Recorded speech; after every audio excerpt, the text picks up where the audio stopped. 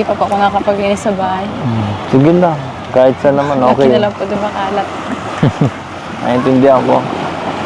Marami kasi kayo. At grabe. Salamat sa pag-asikaso kanina. Wala po Kaka-in yun. love ka talaga. Wala po yun. Ano, kulang pa nga po yun yung mga sakripisyo nyo sa amin.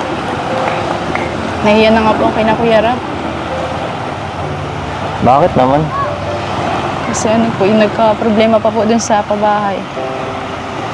Hindi ko naman po inaasahan na ano na ganun yung mangyayari.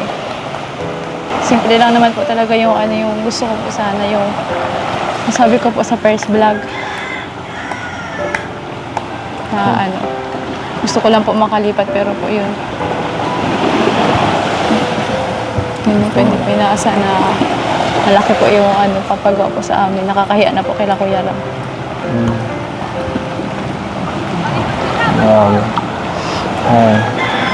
Okay lang yan.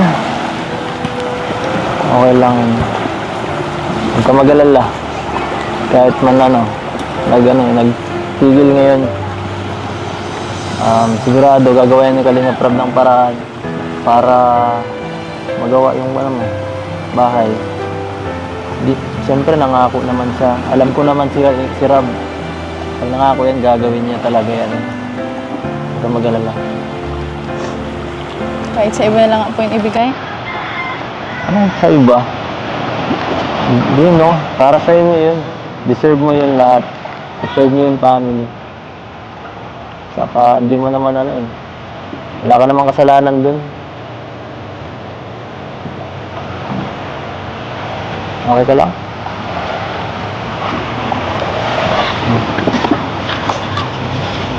Nahiya na po talaga kasi ako.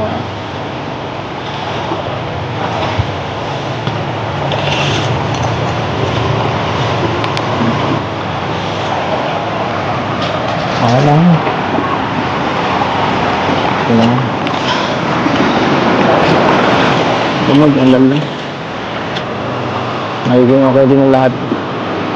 Tiwala lang. Tiwala ka ba? Okay lang.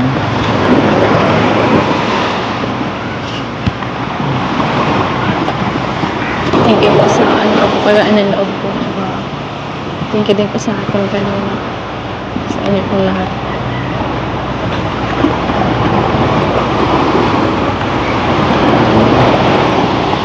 Kaya natin yan. Dito man lang kami. Kung may problema, sabi ka lang para at least